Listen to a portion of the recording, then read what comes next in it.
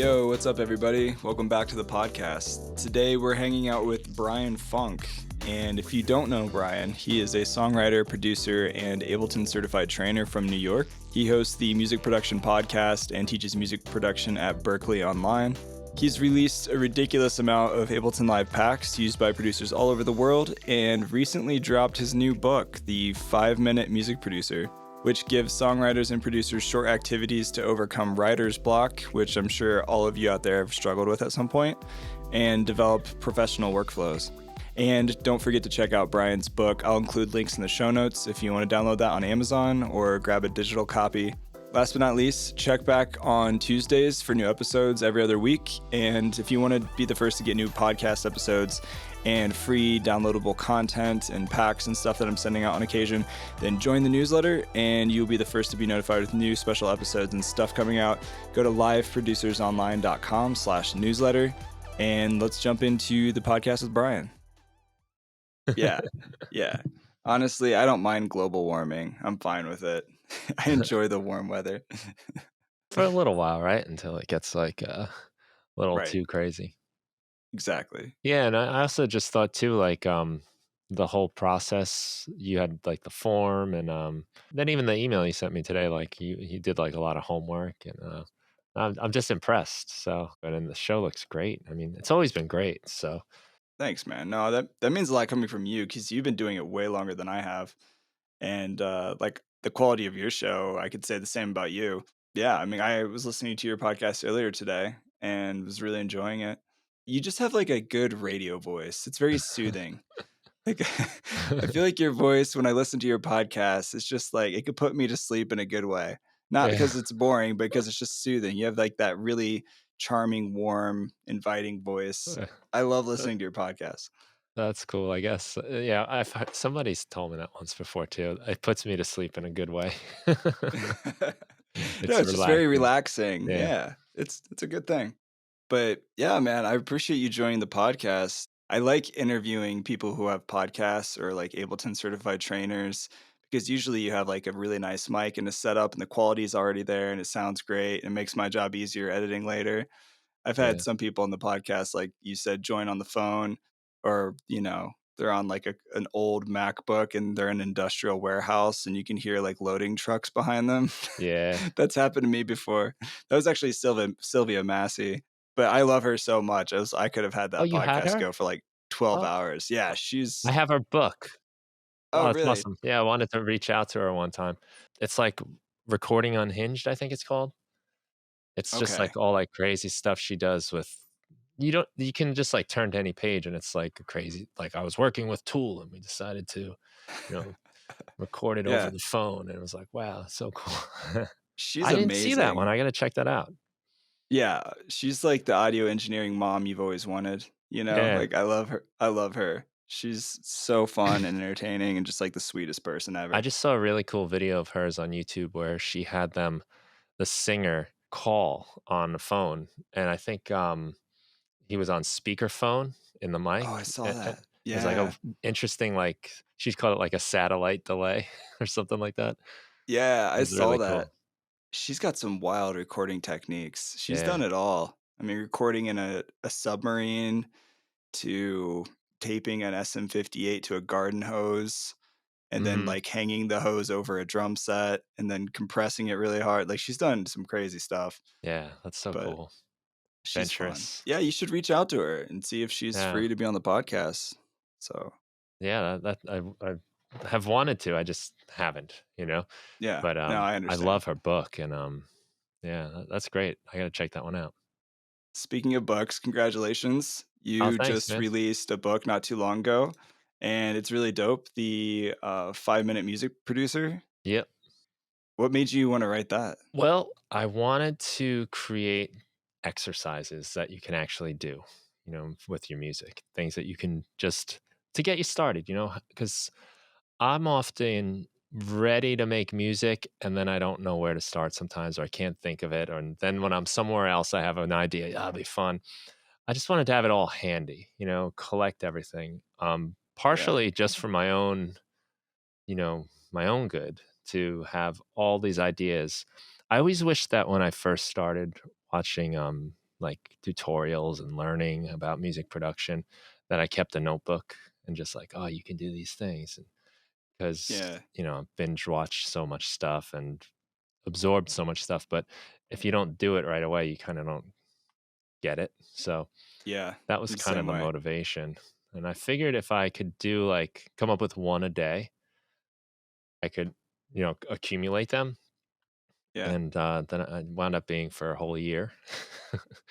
That's a So, lot of notebook to write down. yeah. Yeah. That's awesome.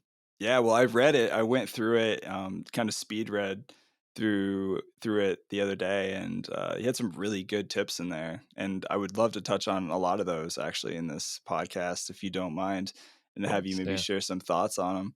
But also, you just released an album with your band as well, so Yes. congratulates on that. You got a lot of new stuff coming out recently. I need to catch up to you. You have Some Good Evil. That's the name of the band, right? But it's Yeah. also the Yeah. name of the album. Right. Yeah. Yeah, and it was cool. I was listening to it. It was like some really good like garage rock from like the early 2000s. It was like bringing me back to like stuff I was listening to back in the day. I liked it. Yeah. Those are definitely influences. Actually, I got vinyl right here. Yeah, I like the artwork too. There's some lady with crazy hair holding like a turkey. Yeah, holding a turkey and a cat's trying to eat it. There, I never thought about the cat actually trying to eat it. That's funny. He looks hungry. He does. That's a reference to a line in one of the lyrics of the Okay. one of the songs, which is funny. I love it. Our friend Darren did the artwork. Darren Shikalo. He's an awesome artist. He does like a lot of ink, pen and ink. He does painting too, but Yeah, he's he's good. stippling like with dots, just like by hand. It's insane. Like the Yeah. attention to detail that he puts into his work is so cool. So we wanted Yeah. him to do the art. We spoke to him and we came to an agreement. He made this for us and it just fit the like aesthetic really well. Like Yeah. good, evil, black and white, his style and just kind of there's like a seriousness to it, but it's also kind of cartoony. And I think that's Yeah. a lot of like our band is definitely got a silly side, but there's also like a deeper introspective thing going on at the same time. Yeah, definitely. Yeah, the artwork is really cool. It caught my attention right away. Oh, good. How long has the band been together? How long have you guys been recording and writing? So I've played with Alex and Chris. Oh man, I've played with Alex since like right out of high school. Like we've jammed and played music together. We've been in bands together, and both of us were in Chris's band for a little while. Um, he's also a songwriter. Chris plays the drums, and he's a guitar player, so he releases albums. And we were playing in his band, supporting him for a little while, which was a lot of fun. Um, but that kind of faded out a little bit, and it was over the pandemic. It was like 2020, like in the summer when it was people were starting to come out a little bit of the house, and we were like, "Hey, I don't really go anywhere. You don't really go anywhere. He doesn't really go. Let's maybe the one place we can go is to get together and play." Yeah, yeah. COVID was a perfect time to start a band, really. You just quarantined together and you got nowhere else to go. Yeah, like Making music. we Chris got the drum shields, like the plexiglass, like for sound isolation really, but we were thinking about like germs. So that was like That's funny. that made our wives feel a little better about us getting together. Yeah. And Everybody's spraying each other with disinfectant. well, yeah, I mean like you're singing, you're screaming into a microphone, you're Right. ejecting all kind of That's particulars or fair. whatever. Yeah. Microphones are probably one of the dirtiest instruments that have ever existed. It's disgusting when you I think about it. always bring one. You have like 7 rock bands on a lineup, and like they're all just breathing on the same piece of metal and Yeah, slobbering on it. It's kind of gross, actually. it's really gross, I think. I always bring one. I always bring a 58 or whatever. Um, Smart. yeah, because Yeah. I tend to touch it, like especially if you Mhm. can't hear yourself too well, so you get as close as Uh, possible. You're basically shoving it down your throat. yep. Um, I can't Yeah. tell you how many microphones in a live setting where like I went up to it and it just had a smell. Or it's wet. It's oh, it's so gross. Yeah. That's why it's good to invest in like a foam piece if you're a singer. Just like always put that on top. I Yeah, use, like, one of those foam windscreens, there you and go. I started Yeah, using that when I was doing the live electronic stuff because I was yeah. holding the mic, and I never would do that before because I was playing guitar, but I would hit my teeth with it. So, Oh man, I was afraid I was gonna, like, crack a tooth one night, yeah. so I started putting that on there for that reason. But Oh, that's hilarious. as, like, a sanitary, like, prophylactic on the Yeah, microphone. it's a good preventative measure to take for sure. Yeah. I was in a really bad hardcore band when I was 18, and the lead singer was swinging around the mic with the cord, not paying attention. The mic came around full speed, hit him in the mouth, and he Ooh, was just bleeding out of his face, like broken two front teeth, like just blood mm, everywhere. And we finished the show. It was like the third right. song, and Wow. everybody's like, "Yeah, that's so hardcore!" Like they loved it. Yeah, I had a bloody experience once. It was Alex was in the band and another guy. We were playing in like kinda like a punk, surf, Nirvana, Beach Boys combination band. Like, um, it's a great combo. yeah, it was a lot of fun, a lot of energy, and we played this open mic night, and it just kept getting later and later and later and later. I'd work the next day, but it was like 1 o'clock in the morning. I'm like, "We're here, might as well just wait." So we finally get up there, there's like a handful of people left, and we're playing, we're just going all out. We're like, "We're here, we might as well rock out." And I think I Yeah. was, like, on my knees playing a guitar solo, and Alex had his bass, and he swung around, and the bass Oh. clocked me right in the eyebrow, and Oh, man. like, rung my bell. Oh, But for I got sure. up, I'm playing, I'm singing the next part of the song, and it's all sweaty, and I don't realize that I'm bleeding like crazy. Oh. I look down at my guitar just as I'm playing, and there's all this blood in the palm of my hand that's just Oh, dripping. man.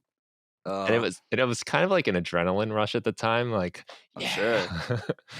But I wound up, getting, like, 5 or 6 stitches that night, Wow. Well, pulling good an for you for all-nighter. continuing to play. Yeah. Most importantly, you finished the I set, felt proud of and myself, and I you went to should work the be. next day too, on no That's sleep, great.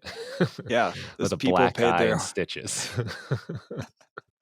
it'd be a really great, like, social media post for the band the next day, you know? Yeah, Be like, "We'll bleed for our fans because yeah, we love for them." our fan that was Yeah. just someone that happened to be there.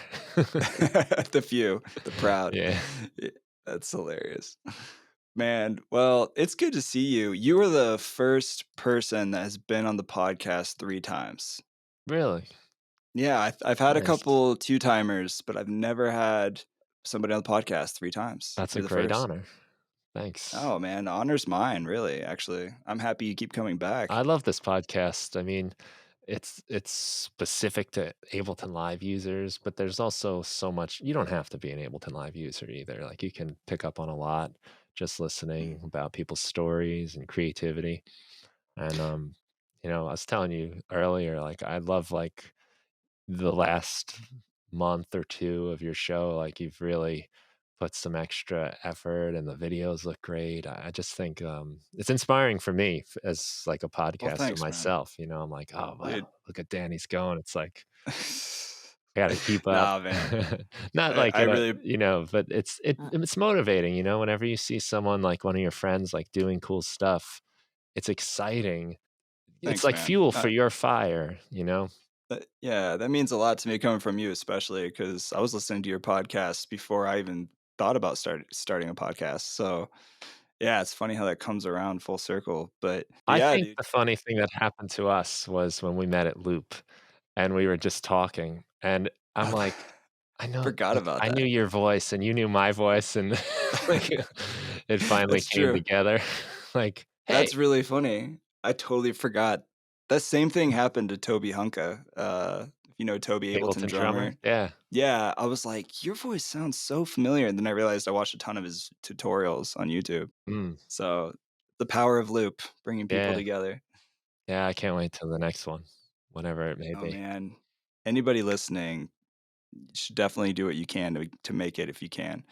It was a magical, transcending experience. Met a lot of Yeah. new friends there and just got to connect with people I didn't know that I knew.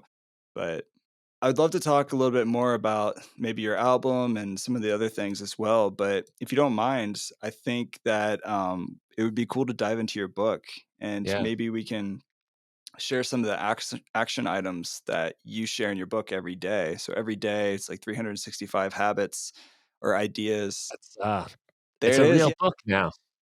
Yeah, Oh, it's a physical copy. there's physical copies now 'cause, I mean, I did this all on Amazon. I published it on there's It no looks one great. that wanted this out in the world besides me. That's a thick book. Yeah, it's like a Bible, 600 some pages. That's a big book, man. You put a lot of work into that and it shows I didn't because think it was gonna be yeah, worth printing because of how big it was, but, it actually does work out through Amazon, which is awesome, that you can do that, yeah, so I got this is like the proof, the author proof, and I got it, like, 2 days ago, and there's something about just having a physical thing yep, is really powerful. It kinda struck me when I saw it, I was like, "Oh my god," like, it's not just something on a screen, you know? The same thing when when yeah. we did our record, when these things came in the mail, and we printed these ourselves, we don't have a record label or anything. There's 3 people in the world that wants this record, and they're all in the band. But Now I would take a record too, man. I liked it. it's, having the thing, the actual thing that takes up space is pretty cool, and I haven't made anything Yeah. like that since the 2000s with CDs, and I don't know if I would ever print a CD anymore at this rate. Yeah, I 100% agree. I think there's even like psychological studies that have been done with journaling. People like who actually write down physically on paper somehow retain their thoughts better than if they were just to type it out on a computer. I can't cite the exact study, but I was talking to somebody the other day about this. And I I think wonder there's if a just lot of them. reading, yeah, and I think just reading a book somehow kind of has the same effect for me personally anyway. Like I feel like if I'm reading it, I'm underlining stuff rather than just having it digitally staring at a blue screen. Feel like Yeah, somehow it sinks in better for me. I don't know. yeah. I always have a notebook. I got one right in front of me in case I need to write anything down while we talk, and, um, Yeah. I noticed that if I remember I wrote something down, I remember where it was on the page, it was in the bottom left corner, and the same thing with the book. I'm either, like, reading a physical book, I guess, or listening to it, Mhm. and you can control your own pace with the physical, which is really nice. Yeah, I think there is something to that. The So people can order it on Amazon then. So if Yeah, somebody's interested in getting a physical copy, Amazon. as of right now, you'd be the first person besides me to buy it.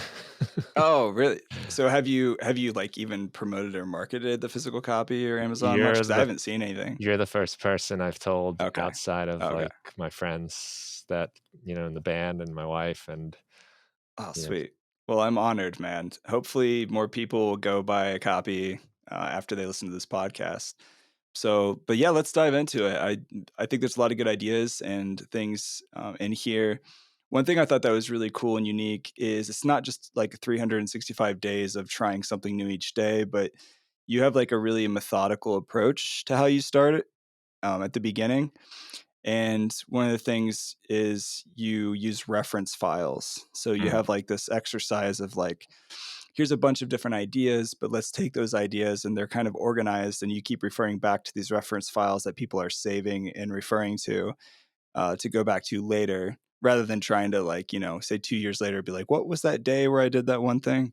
So it all kind of comes full circle by the end of the book, which I thought was really cool. So the idea of the reference file is just a way to collect your ideas. One of them is song titles and lyric ideas. And doing the book has helped me be more disciplined about this too, which is kind of a Yeah, I nice bet. side benefit. But just having those together ready to go. And this came very handy with my band because we often jam. That's how we come up with all our songs. They're all out of jams. That's kind of the rule of the band. Like not a rule, but we want it to all be completely collaborative. 'Cause, we all write songs on our own and we can do it by ourselves if we want to. So if we're getting together, let's do it together. I don't need to be bringing songs into the band because we can just come up with them. But then Yeah. you got to start coming up with ideas for the songs. It's so nice having like just song titles. collecting them from just conversations you have. Somebody says something interesting, or you hear a line in a movie or a newspaper headline, and Yeah. to be like, "Oh, let's do this one, and we'll make that the basis of this song." Yeah. So that you're, like, prepared, especially when you're ready to work, when you finally have the chance to make music. Um, I'm sure, like, you can relate to when you finally get the time, like, all of a sudden, you can't think of any of the ideas you've had all week while you've been waiting for this moment. Yeah. So, That's at me all the time. yeah, it was me too. So, I've always kept them in journals, but they're scattered. So now I just keep them in a specific spot, like, and it's I use an app called Workflowy, and, it's just for, like, Hmm. making lists. So I just have lists of song titles.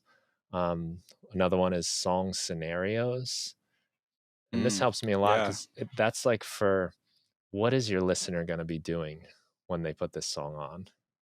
Like, is this a song for, like, the party and everyone's, like, having a great time, or is this the drive home? And things didn't go right? Or is this like Yeah. lying by the pool on a summer day? Or maybe it's a rainy day, or or Yeah. it can be as specific as you want, but to have that when you decide it's gonna be like, "Oh, this is the song for, like, you just got dumped, and you don't know what to do with your Yeah. life." That narrows down your focus so much for when you're making music, because we have infinite options, we could do anything we want. Yeah. So, I find that helps me a lot when I think about Hmm. what's the purpose of this song. Yeah. That's really good, man. I think that's important. I didn't always do that. I feel like until recently, having more intention while producing for the listener in mind and creating that scenario, like you were saying. You know, obviously producing dubstep for a live show is going to be different than spa music. Yeah, Like, right. whatever Hopefully. you're looking for, or and to even go deeper than that, like I have a theory that the setting often determines the fandom of the song. So for example, if somebody's having like a really crappy day, they just got fired from work and they're driving home from their sad job and sad life, then they probably don't want to listen to like some really heavy, aggressive music. Or maybe they do, maybe they want to listen to some sad, more chill song with a harp or whatever, that's just going to help them relax. And I think that producing with that scenario in mind, whatever that looks like, could help you with like making choices in the production style of what you're doing. So I like that idea. Yeah. It eliminates choices too. So, if I know I wanna make songs that I wanna fall asleep to, or, like, meditate to, or yoga, or spa, I'm not gonna have a crazy fast, heavy beat, like, right away, so I don't even have to think about drums. Mm, Right? And I know that it doesn't need wild electric guitar solos. So it's just something that's off my palette. yeah. And Yeah. because otherwise, I like to make songs that do everything. And then in that way, it doesn't do anything. Yeah. Exactly. Yeah, I struggle with that too. There's too many options. Yeah, for sure. Well, that's good. I think that was day 2, right? So I Well, created a that's like, list of. yeah, like you set that up. So I go through like the reference files kind of early in the book just so you have them set Mhm. up. And then throughout the entire 365 days, there's various days where you'll collect more song scenarios. So you might listen to an album you like and say, what is this song good for? Like, what would you be doing? And then write that in your song scenarios. And Yeah. then, or like the song titles, like go through the newspaper, Mm, listen to a conversation and see if you can catch any good phrases. And then sometimes mm. it's now go into your reference file and pick one and do something with it. Yeah. Yeah, no, that's good stuff. Let's keep firing through these because I wrote down a decent amount, and I think there's a lot of good stuff in here for people to listen to and to try themselves. So day 8, you have the title is "Try Me," and the Mhm. idea is to add presets and samples to your collections that you might want to play with later in live. Yeah, so I download lots of plugins and samples, and sometimes you forget about them. right? Or Yeah, all the you want time. to just spice it up a little bit and you don't even I forget what that one's even called, you know? So Yeah. to just make either like a folder in a DAW or in Live, I have one of my 7 collections is called Try Me. So Oh, that's just nice. whenever I get something new, I tag it with the number 7, I think it's purple. And, Okay. yeah, it just shows up there. So when I'm kind of, like, looking for something new, I wanna feel a fresh burst of inspiration, I'll go into Try Me and work with Yeah. that. I'm just curious if you don't mind sharing, what are your 7 collections? What are they organized as? Um, it took me a long time to commit to these, but my first one is hardware. So that would be anything that's Oh, okay. connected to my computer. So I have like an external instrument device that like the Prophet 6 is connected to so that I can just open that device and it's got the external instrument in it. It's got a reverb, a delay, I think filters as well. The macros are all Oh, set up. perfect. Um, Yeah, it's a good idea. it's also got like I've got a drum kit behind me that's all mic'd up. So one of my hardware things is it's actually an Ableton Live session file that I can just drag in to a project, and then it's a group with I think I got 5 mics on it, but they're all set up and they're all routed to the proper inputs on my interface. So if I wanna record Nice. drums, I just drop that in there and hit record. Yeah, that makes sense. You've got a decent amount of hardware that I'm looking at right now. It looks beautiful. Thank you.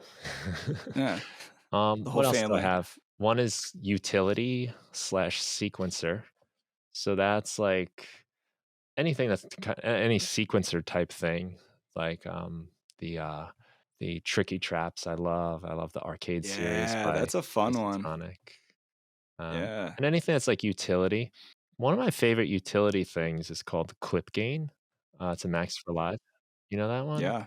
I Yeah, love just, that. like, quickly access the clip volume. I use that all over the, album, so, like, with vocals, um, I don't know, maybe if I was a better singer, my vocal like, my waveform would be more consistent, but I have, like, one really loud syllable, then it's quiet, and a Right. compressor can help, but I was just finding that the difference was too much, so I would just Yep. highlight it with in Live in there, and then separate it out, Command D to make, like, a separate section, and then I have clip gain mapped on the keyboard, so I can just raise the volume of the quiet stuff and lower like, especially consonant sounds, like Mm. hard Cs or S's, rather than Yeah. try to de-ess it, I was just using clip gain, and Oh, smart. it Yeah. sounded more, natural to me. Yeah. That makes sense. Yeah, I've done the same with vocals. Compressor can work, but I feel like it sounds more natural if you can control some of the individual loudest moments within the clip and then control the rest with the compressor or DS or whatever else. Yeah, Yeah. I found it hit the compressor a little nicer. Yeah. Yeah, exactly. Yeah. I have a synth, I have a drums one, I have, Try Me, and, oh, and then one I just leave kind of open for whatever projects I'm working on. Say I'm working on, like, an album. Right now I'm doing January, right? So, I have one called Yeah. January, and I just sorta made a palette of sounds I can use for January because January, you're trying to make something every single day. So, you don't always have a lot of time. And you definitely don't have a lot of time to be like, "Which drum kit should I use today?" So I just have, like, 3 in there, and I just pick one of the 3 and go, and pick one of Yeah. those synths and go. So it's nice when it having one for a project, a collection for a project, also helps you get some continuity to your sound because 'cause you're using maybe, like, the Mm. same compressors or EQs or reverbs or something, instead of Yeah. every song has, like, a different flavor. Right. Yeah, I feel like for the first couple years I produced, I don't know if people would have known it was me for every song because it was just like all over the place. I was using so many different things. But Yeah. yeah, so awesome. Well, let's jump into the next one. Day 11, you talk about 3 unused parts. And I thought this was a cool concept and idea and something I'm probably going to start trying more of. And it was a good reminder to me to do this. But the concept was find 3 projects you started but never finished. In my case, it's probably like 300. And None of us then have a shortage of that. right, there's no shortage of unfinished projects. and then drag one element from each of those three songs into a new project and then make something new with them. So that was a cool idea. I haven't really tried that specifically, but It's a way to make use of the things that are gathering dust. And, if I don't finish something relatively soon after I create it, it tends to just sit there.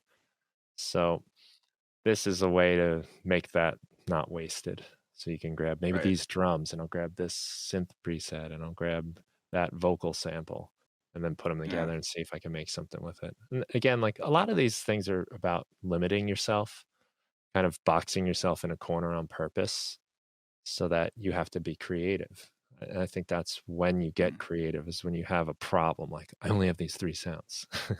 So what am I going to do? Yeah. Yeah. Compared to, well, let me look through my 9,000 kick drum samples.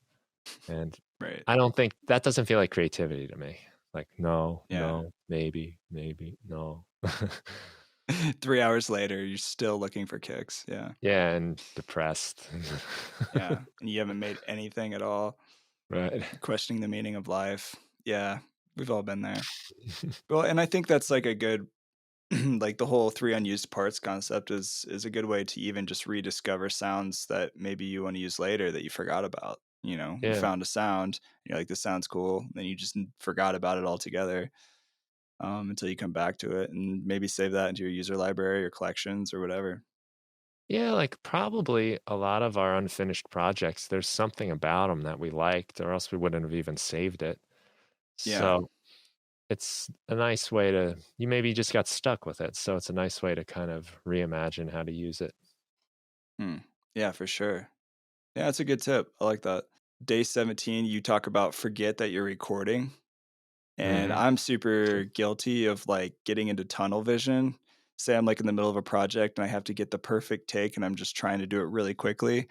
Sometimes even sacrificing the quality because I'm just trying to get it done and then move on rather than just sitting down, taking deep breaths and just experimenting and just continuously recording and not even think that you're recording. Just forget the fact the record button's on and just play and just play around. Yeah, just hit record and play and let it run for 15 minutes and Yeah. then go back and see if anything good happened. We do that with our band. We record everything. As soon as we start playing, we just hit record. And a lot of times we'll do like a jam and then we can just come back to it later. But if we aren't recording and then we say, oh, this is a cool idea. Hold on, stop, let me record. Then it's like, okay, all right, who's going to start? Like you start thinking too much. And now Right. we're recording, guys. Like it's serious now. But if you can just forget, and the way to forget, I think, is to just let it go, let it record. Yeah. Yeah. I don't know about you, but in like most of my experience, whenever somebody's put on the spot to record, unless they're like a studio musician or really phenomenal at their instrument, it's usually not in the first couple takes. Usually Mm. they have to keep, once they're put on the spot, it's almost like your brain goes into this mode of perfection and it kind of throws you off from just like your natural state of being and doing that you're familiar with. I don't know. Yeah, I think that's, like, kind of it, like, now it's like a thing, like, now, "Okay, now I gotta do it right," instead of, I was just playing and I felt it and I found this thing and, Yeah. it happens, like, kind of organically. Sometimes it's Right. really nice, sometimes you really do kinda get it the first time through, but Yeah. then when you try to recreate it, it gets, like, all stiff. Mm-hmm. Yep. Exactly. Just being present, just unplugging your brain and just feeling it out. That flow Mm, state, as they say. the elusive flow state. Yeah. Do a whole podcast just on that, honestly. But, but yeah, so forget your recording. It's a good pro tip.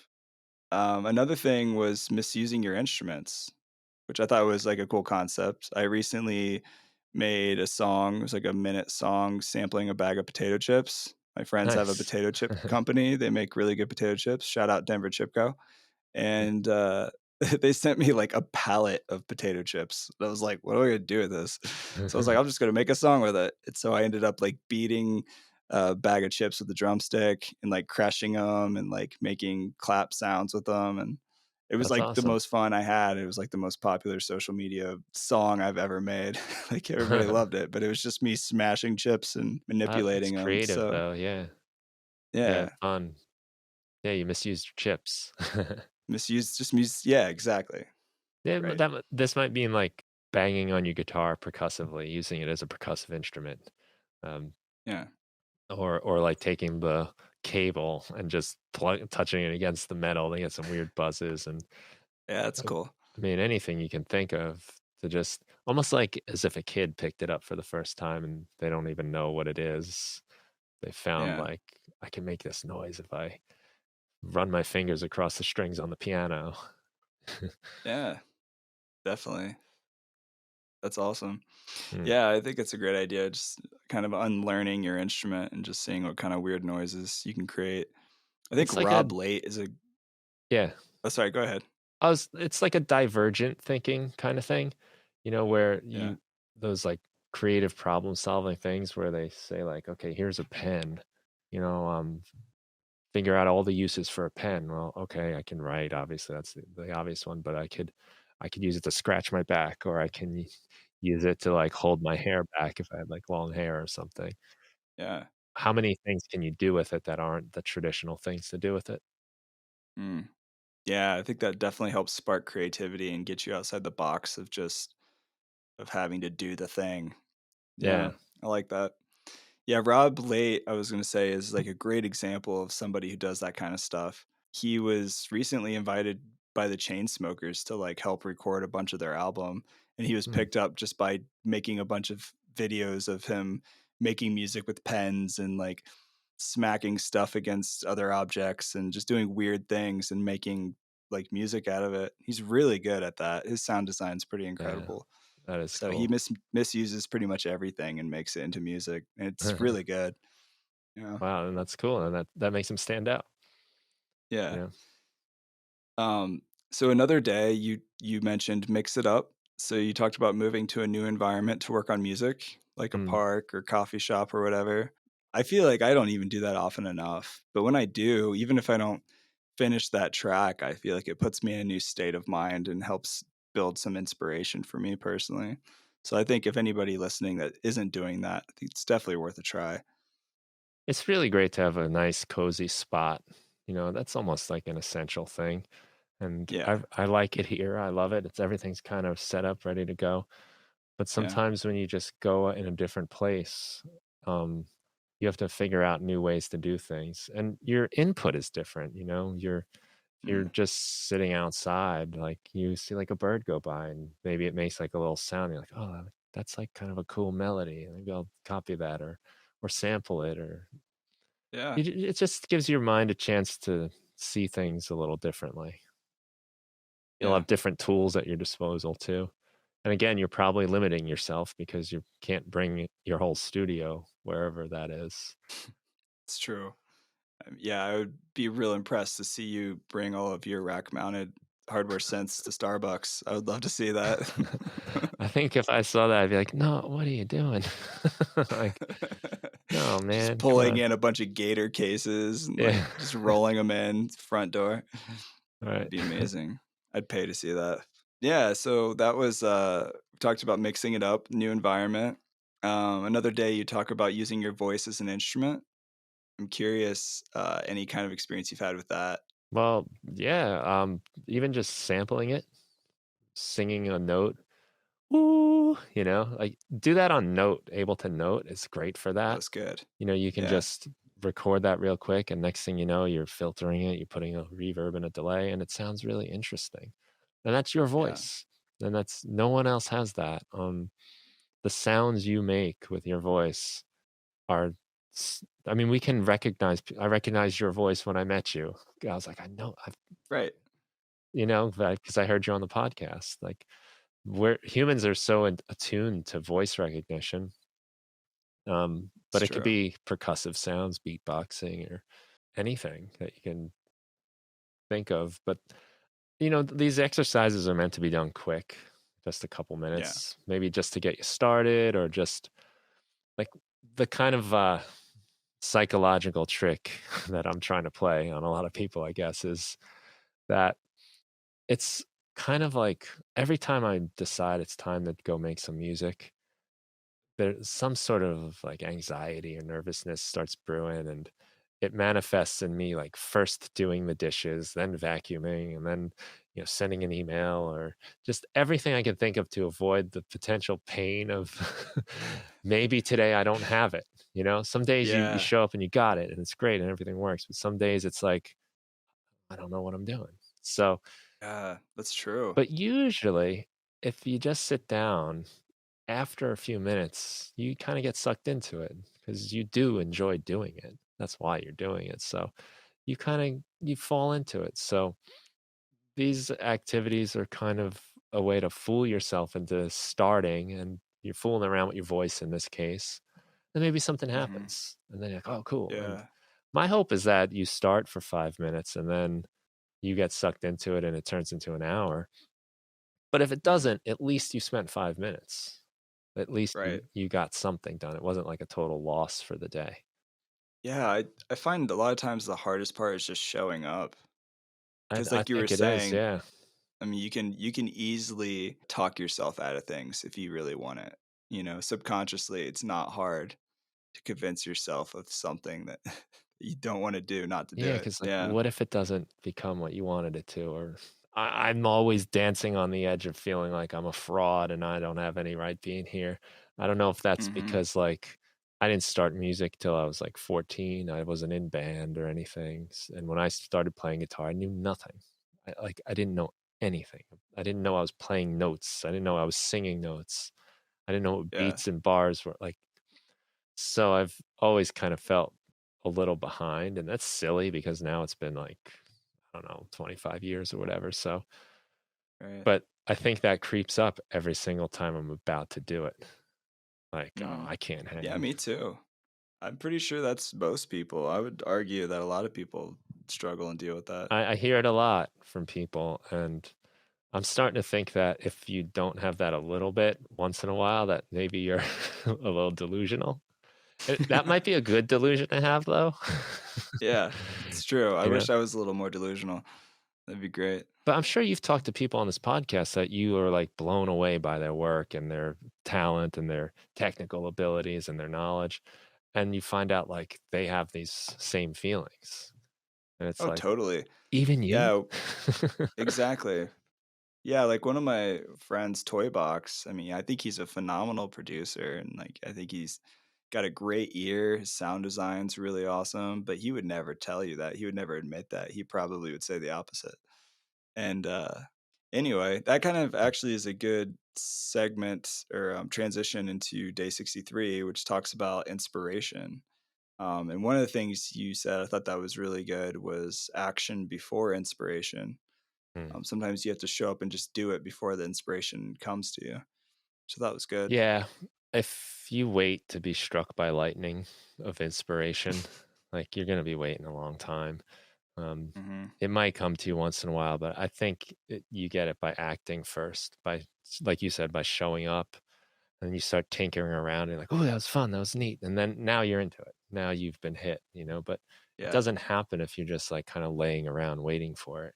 A lot of these are meant for that. So this one is called request inspiration, but it's like listen to a song and just break it down a little bit, like a song that you like, hopefully. And what are the things you like about it? It might be like, oh, the beat is really cool. Maybe I'll make something that has a similar beat, or maybe Mm. it's that song scenario thing, like, yeah, this would be like a great song to play, like, the day after some big celebration. And now it's kind of like, that feeling when like something good happens and then it's kind of like, oh no, now what? Like, Yeah. we got Yeah. there, and now what?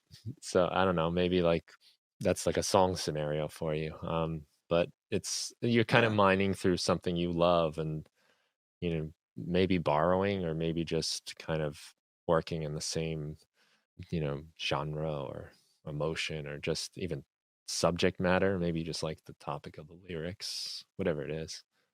Yeah. I think I've been doing more of that the last few months of when I'm listening to music, is trying to be more intentionally listening to the emotion and the rhythm and the individual little elements that are happening and pulling inspiration by being more intent and listening at Mm, the finest details of the songs. mm. I've been trying to be more intentional about that lately, and I noticed that it's helped me with my own music too. Yeah, I spoke to Cobain Ivory. He's a cool guy, great yeah, musician, and um, for sure. he was talking about his playlist of inspirational songs, like, that give him the chills. So, Yeah, there's some music, like, as soon as you hear it, it makes you wanna make music. So, yeah, that's one way he does it, is he's got his collection, his playlist, and then when he needs it, he puts it on, and then once he gets that, then it's time to go to work. yeah. That's a good idea. Yeah. I love my Discover Weekly Spotify playlist because even though like 50% of it I don't like and it's garbage, the other 50% I'm always finding like new Mm, artists and songs I've never heard of before. So that's mm, like a good way to, I think, to stay inspired as well. It's just constantly finding new things, whether it's music or whatever else. But right. yeah, Just keep a good input of stuff that gets you going. for sure.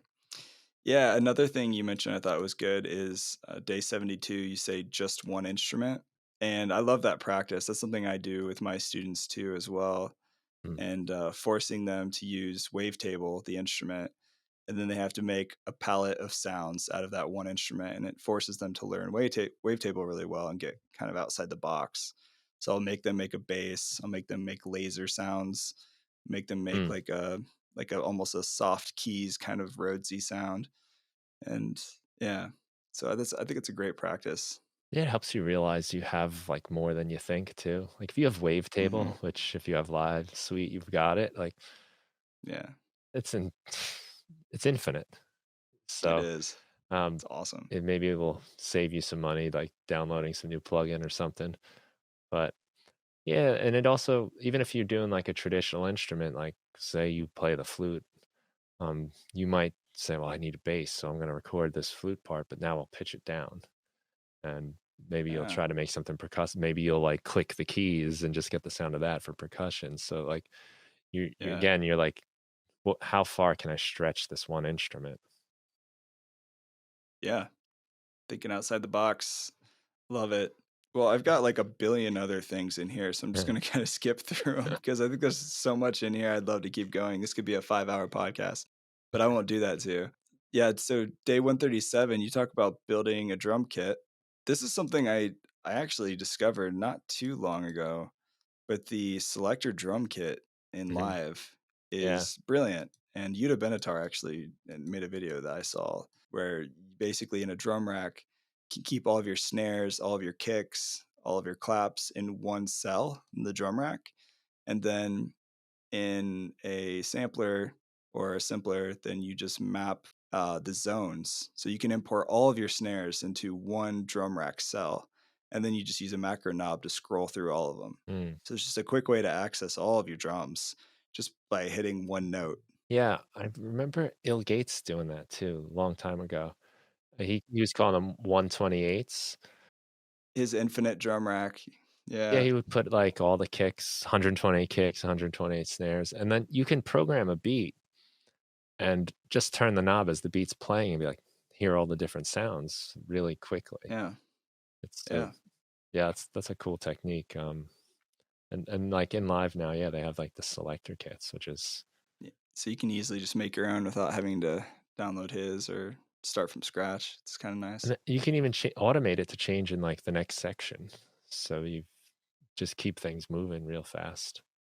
Yeah. I like working fast. I think it's so important in a lot of ways because you just keep like building off the energy and the excitement you have. So anything you can find to like keep that going because it's so precious. Like when you get excited and inspired, I think of it as like you've got water in your two hands. And if you don't drink it, it's gonna go right through your fingers. You have Yeah. to like really drink it fast. So Yep. you can't mess with that. When it's there, you have to seize it and just get as much as you can. That's a good one. Yeah. Yeah, I feel like in the early days when I was learning live, it's kind of like if you ever had a dream when you're in slow motion and you're Mm. just like trying to run away from something bad or like trying to get somewhere and you feel like you're in molasses, you're just moving super slow. I feel like that's when you're first learning live. You're like, I can see the destination of where I want to get, but I just can't get there because Yeah, I'm not technically savvy enough yet to get there. Or I don't know what I'm doing quite yet, yeah. There's that process, figuring it out. for sure. Right. And then eventually you figure it out and you wake up and life is beautiful. Yeah. Couple of other things. I thought this was also a good thought. You talk about moving on before you're finished, and this also has to do with transitions. I thought this was a really good reminder to me Mm, personally. You said that you can sometimes overproduce just one section of a song, and then you move on to the next section of the song, and it just instantly feels weak or unexciting because you spent so much time on just that 8 or 16 bars, and then you just yeah. try to make a new chunk and you just kind of get lost in that next section. Yeah, you have, like, your 8-bar loop or whatever, and you build it up to, like, this maximal moment. It's, like, climactic, right? Like, 16 different loops going together, and now you need Yeah. another section, and you, like, lay down, like, the kick. Dun, dun, dun. It's like it just doesn't hold up next to it. So sometimes I think it's good to not finish that first loop and get another loop real quick, maybe even Mm. another one. Just get a few even. Sometimes lower your standards a lot and just get a few so you have some that you can kind of layer together instead Yeah. of building like one like having a city and there's one like beautiful skyscraper that's got all the amenities and everything, but you didn't build Mhm. roads yet. You can't get Right. to it, and the only other building is like just a foundation. It's Yeah. like to kind of build it up together, I guess, and not get too I do this a lot. Like I did this on our record actually. We were multi-tracking, we all played together, but we only recorded the drums, We had scratch guitar and bass. And then we recorded the bass. And then I recorded the guitar and I was like, okay, sounds like kind of weak, just bass, drums, and guitar. So I doubled the guitars, I even tripled them and panned them out. Now it sounds really full. Now there's no room for anything else. Like I tried to make every stage of it sound complete. And then when I Yeah. got to the next stage, I was like, I can't even, I have no headroom anymore. I've filled up the Mm. entire frequency range. So a Yeah. lot of that stuff wound up deleted. It Mm. was just kind of wasted energy, really. It was a valuable lesson, I guess. But in the Right. end, I didn't use all those doubles and triples because there would have been no room for the vocals or Right. anything else that was going on in the song. Yeah. Yeah, that makes sense. I like the saying, "Don't clog the toilet of sound." I feel like I do that a lot. It's like, this is just missing something, so I'm just gonna keep adding more layers on top, and the next thing you know, Yeah. it's just like this really cluttered, messy, distorted sound, and it's worse than it Yeah. was before. It gets a point where you just can't add anything anymore. Yeah. And a lot of times that's before I've put the main element in. A Yeah. lot of times if it's vocals, like I'm always worried about if I can even do them, right? So I'll fluff everything else up and then there's no room for them and they're hard to fit Mm. in. So Yeah. That actually kind of is a good transition again into you talk about the layers of the mix in another day. You talk about all instruments are in the foreground, the middle ground, or background. And I think mm. it's a really healthy, good way for producers to look at, where does the category of the sounds they're using or instruments they're using fit into the overall mix. Well, it's easy to make everything or want to make everything stick out. You made like Mm. this really cool pad and wavetable, and it's got these cool buttons. So you make it real loud, but then you also want the voice to be loud. You also want the drums to be loud, and the bass part you came up with is super cool. So that's got to be, and like everything can't be up front. Everything can't be Yeah. loud. In order to have things stand out, you have to have things set back too. Yeah. Like in a painting, you need something in the background. You need if you want dimension in the painting, you have to have something far off. You have to have in music, you have to have something like either quieter or duller in the mix and maybe a little washed out in a reverb or something to set it back. But if you want something to be Yeah. close, you have to you have to make sacrifices, I guess. And I don't think most of us really hear more than a couple things at once.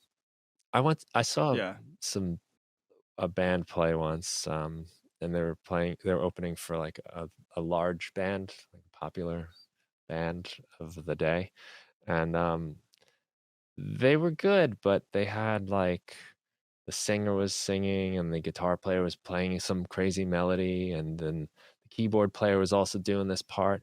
There's just too many things to pay attention to, and then Mm. this band came on, and I'm only not mentioning the name 'cause I don't wanna out them. Because they might be listening and be like, "That Brian guy's a dick." Yeah. But when that band came on, like, there was only, like, a couple things happening ever. When the singer came on, everything laid back. They moved back, like, the hi-hats closed on the drums, and the beat wasn't Mm. as complicated, the guitar playing was a little more subdued, and when the vocal Yeah. kinda laid back, the guitar came up a little bit, and Mm. it was very apparent, you know, hearing, like, a more amateur band compared to a band that's decades and Yeah. has hits, and you Yeah. just knew what you were supposed to be listening to. And I Yep. know my temptation, because I can have infinite tracks, is I wanna put all kinds of stuff everywhere and color everything in as much as I can, but then you hear it and you don't even really know what you're hearing. And Mm. even in my classes, like, when I have students in my class, if I have, like, 15, just a few kids, 15, 20. 20 is probably as high as you can get, but they're individuals. Bob, Mary, Jane, you know? But once it gets a little higher than that, it's just a crowd. It's one crowd. It's one big group of students. And, Yeah. almost like if you're walking down the street in New York City, like, you can't say hi to everybody. Like, you don't even see individuals. There's all these people coming. It's Yeah. people. It's one thing, and it's a sea of people. But when you're walking down, like, a quiet neighborhood and one person walks by and another person, you can, like, take in the details of them and notice what they're Yeah. wearing. It's like the That's same a thing good with your point. sounds. Yeah, yeah. I've tried to be more minimal in that sense too, of the less is more mentality and not over cluttering or just trying to say more by doing less in my productions. Mm, With the choices of how many instruments and where I'm panning stuff and how much reverb am I using on this versus that to keep it close, automating this to turn up there and that. Yeah, that's a good analogy of what you were saying, keeping it to a certain point of where you can identify the individual components and keep the things present that need to be present. yeah.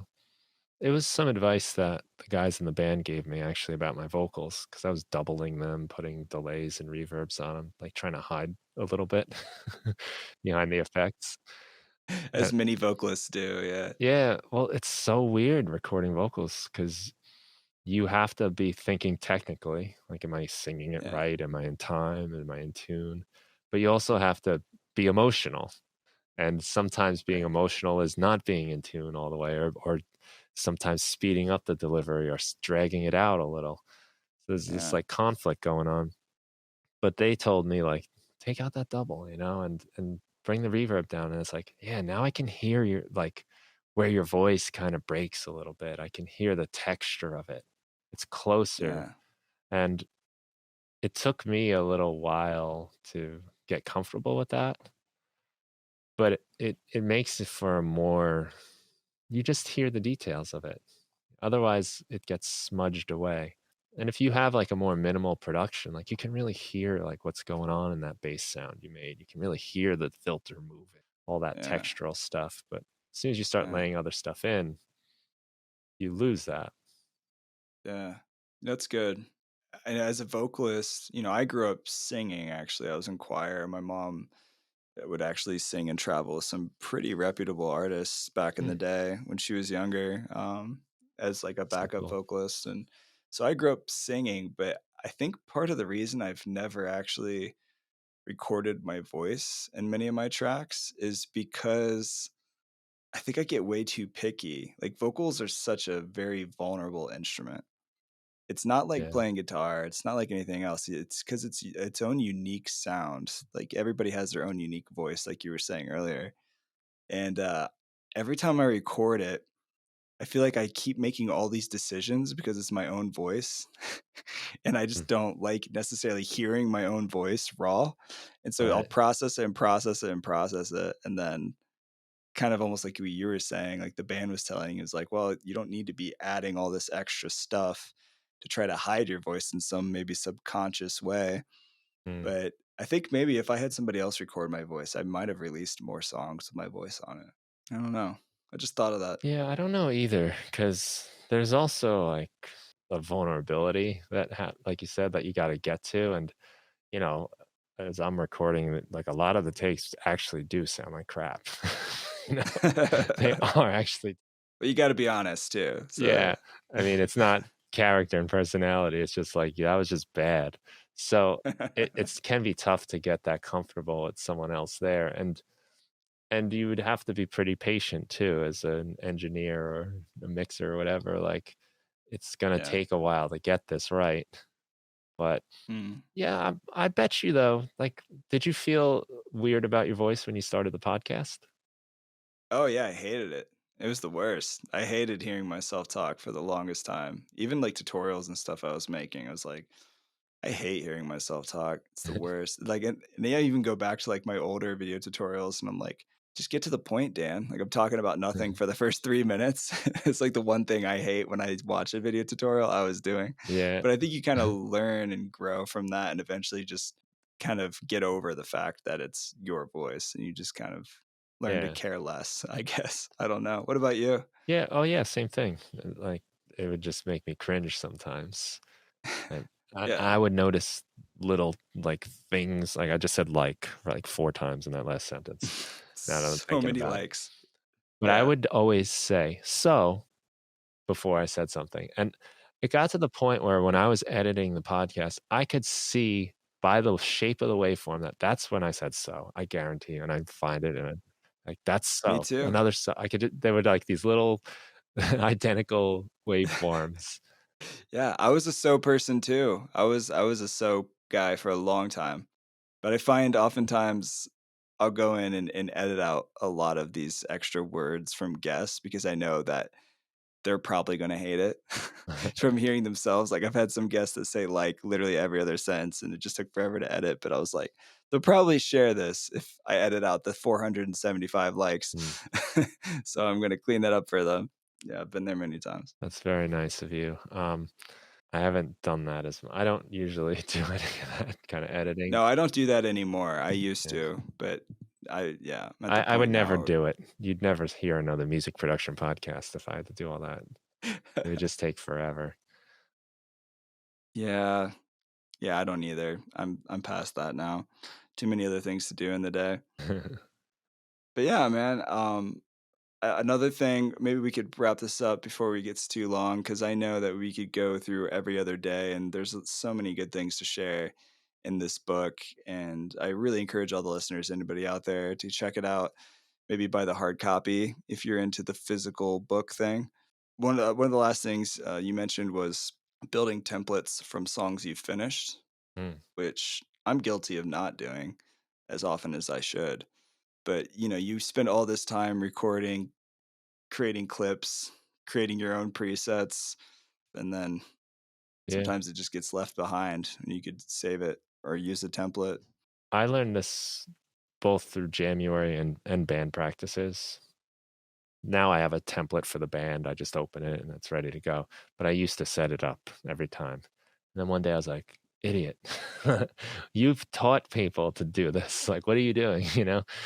Yeah. Um, but it really struck me in this particular way with January because, again, you're trying to make a song every single day, and I would sometimes get on maybe one day I made something I really liked. I liked the style of it. Like tomorrow I'll make something else like that. So I would just save a copy and then just delete the files I recorded or the MIDI files, audio, whatever it was, and just leave the instruments there and make a new one. And it's actually been a really good method. That first time I did that, I wound up with an ambient EP that I released. And this time I have a bunch of like electric guitar, dirty rock songs that I've been finishing, and they're all the same template basically. It's really, I guess, using a template, but um, where you're just deleting everything and you've got all your effects in every track, and you can just make a new one with that. Because Yeah. it would be like, I want to do vocals for January, and rather than set up that vocal chain again, I would just drag the vocal track from yesterday in and just delete everything I sang and just keep whatever effects there were. So it was a way to get it done faster, but it also has the bonus of the continuity. So like these songs sound similar now. Mm. They have a style. Yeah, I think that's really important, especially for producers that are like newer and starting out and want to have like a certain brand, like you've got like Marshmello, you've got like certain artists that have their special sounds. I think that's really Mm. important to keep that continuity, like you were saying, for sure. And, for anybody else too, I think the whole templates idea, is that a Live 10 thing? I think that was Live 10 when they came out with templates, or was that 11? That I was don't 10. remember when it was official. But it used to be you could make a folder in your user library and just name it templates. And Right. anything you saved in there would just open as an untitled project. So Hmm. it worked like that. But I think in 11, they changed it where you can save multiple templates. There's the one that Yeah. automatically opens. Yeah, because it used to be save this project as a template, and that was the only one you would have. But now there's a new in the file menu, there's some new choices regarding Mm. templates. Yeah, I've been really impressed with Ableton even making minor updates like that that can be so significant and Yeah. become a big game changer for your workflow. Just going to file and now it's right in front of your face. Oh, I could say this is a template Yeah, just whenever I that open a reminder. project. Yeah. Yeah. For people who didn't know that before, it's really helpful. And I even had a couple of lessons last week telling students who didn't know that you can even right click on any device and save it as a default preset, Mm, which I think is really valuable and helpful too. Like for echo, whenever I use echo as a delay, I typically like to drive the input and then click D for drive and kind of saturate some of my mm, delays.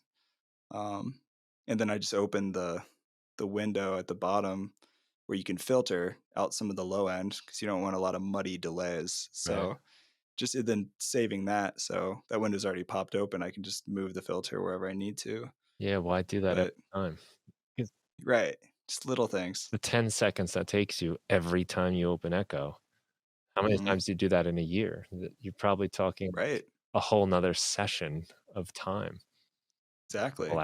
You hours could maybe. be reading more of your book with those extra Maybe minutes. maybe doing that, listening to more live producers podcast, you know? Sure. Exactly. All the valuable things you should be doing.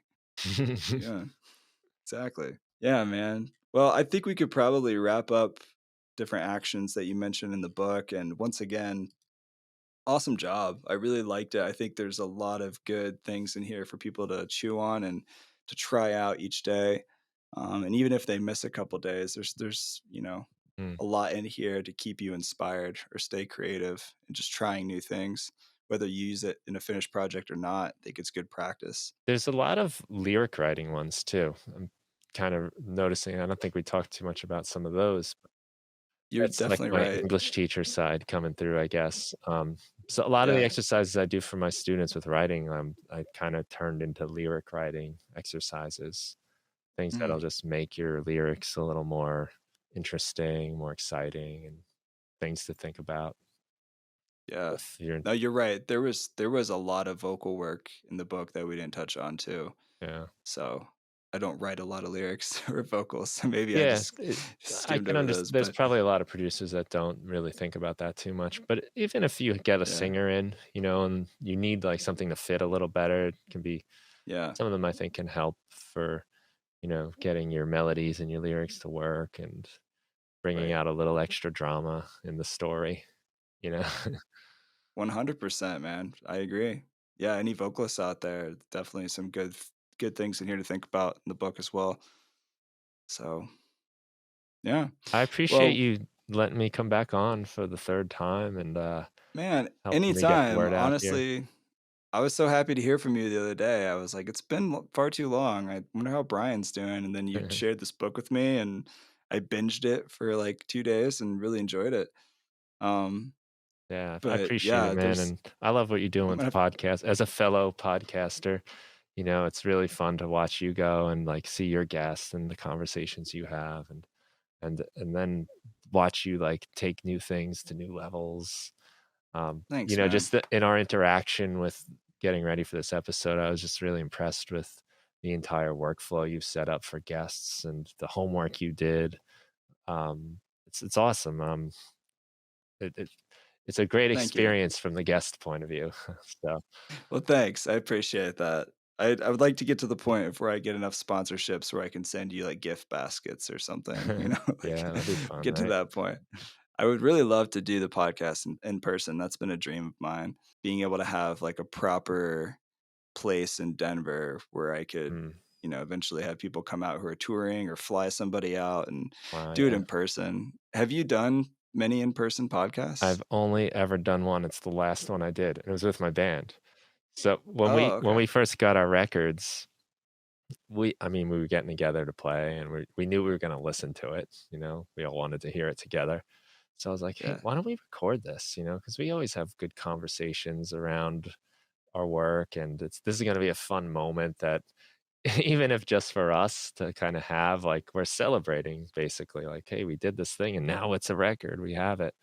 So we Yeah. did a podcast where um, we listened to the record, and I actually for the audio, I recorded the record into live, so like you're hearing the actual vinyl, you know, Oh, and cool. then our banter and our discussion and stories about the different songs. Yeah. It was a lot of fun for us, at least. I think you can tell, like we're enjoying the fruits of our labor a lot, and it was really nice though to have that. But at the same time, one thing I did notice is it almost felt like a performance at first. Like we're talking to the camera now. I was like, wait, we should be more like, let's just hang out. Forget More it's you, relaxed. forget you're recording. Like one of the Exactly. things. Yeah. It definitely felt good to do that. And, it's nice. You get that extra like body language feedback. You Mhm. get the no delay over the internet type of thing. So, Talking over each other and all that stuff. It's a completely different energy. It's a different vibe being in yeah. person with somebody rather than just talking to a screen face, somebody on the other side of the world, and you're just looking at them on this flat surface. Yeah. It's just not the same. It really isn't. But I'm thankful for technology, and it's better than the alternative, which is no communication or no hanging out. Yeah. No, I wouldn't be able to do it in person. I mean, just Yeah. getting the people in and the cost, everything it would be prohibitive. Yeah. Well, It would someday be cool. maybe we'll be able to teleport or time travel, and then we'll only be doing in-person podcasts. That's the dream. Yeah, that'd be awesome. Yeah. Well, cool, man. Brian, it's good catching up with you. I would love to be on this call for another 5 hours, but I have to pee really bad and I have some work to do tonight. I'm sure you do too. Cool. But what upcoming projects are you working on? Is there anything you'd like to share that's in the pipeline? Um, well, I'm trying to finish a collection of songs through this January exercise. So, like these rock songs I was mentioning. So, Cool. I think it's going to be like 9 or 10. And through doing the January, Sorry to yeah. cut you off. Yeah, sure. For anybody who doesn't know it, January, maybe you could explain it real quick. Yeah, January is the challenge to make a new piece of music every day. Just create something. It doesn't have to be a masterpiece. I first heard about it through Cuckoo.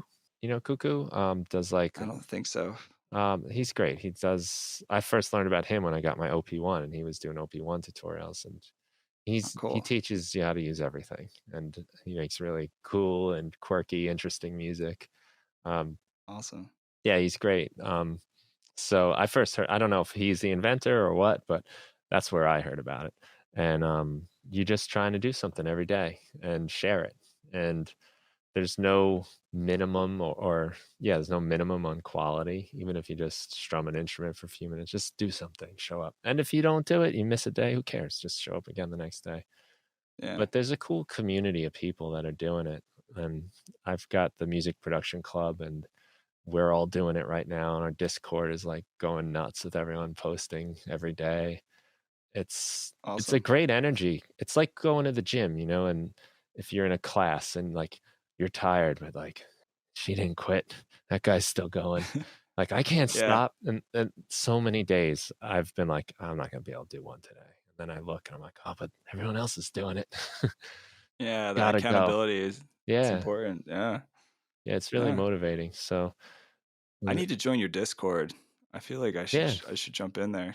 I'll send you the link, get you in. I would love that. The music production club Discord is great. And I don't Yeah. understand really why it's so friendly, why everyone's so supportive, because I don't know. There's just good people, and I feel so lucky that that's the kind of people that show up there.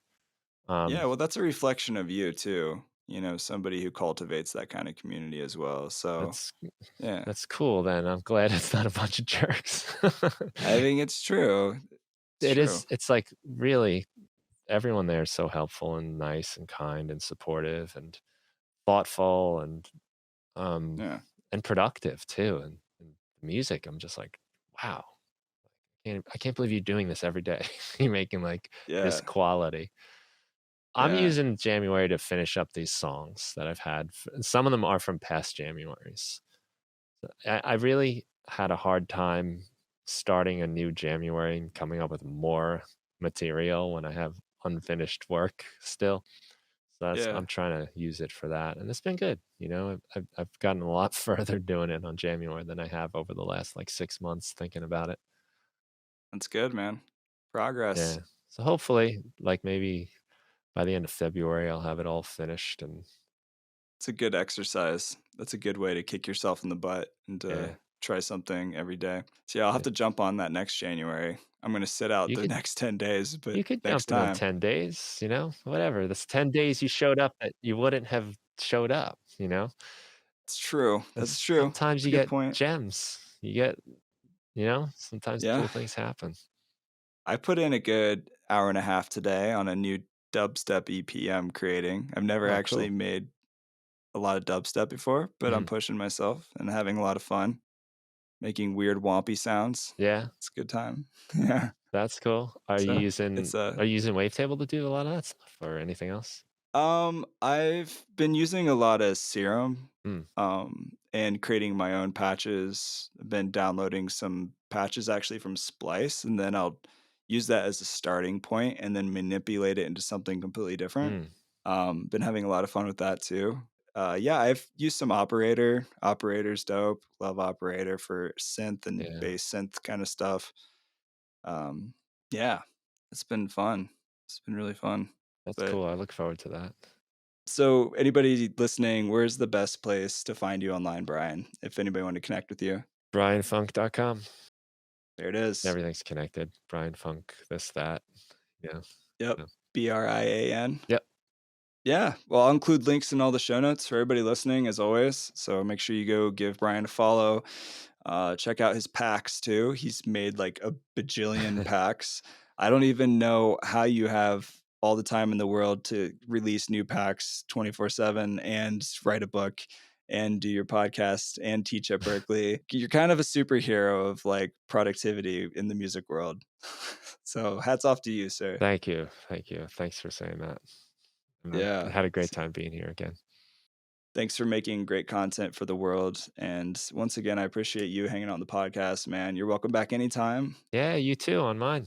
Anytime. Thanks. Yeah, I'll take you up on that. Just let me know. And Yeah, maybe if you want, when you're ready with your dubstep record, come by. hey, yeah, Pedal that honestly, on that would mine. be I'll take you up on that. Let's do it. Yeah, I'm cool. down. Awesome. All right, man. We'll take it easy. I'll see you around. All right. You too. All right, later.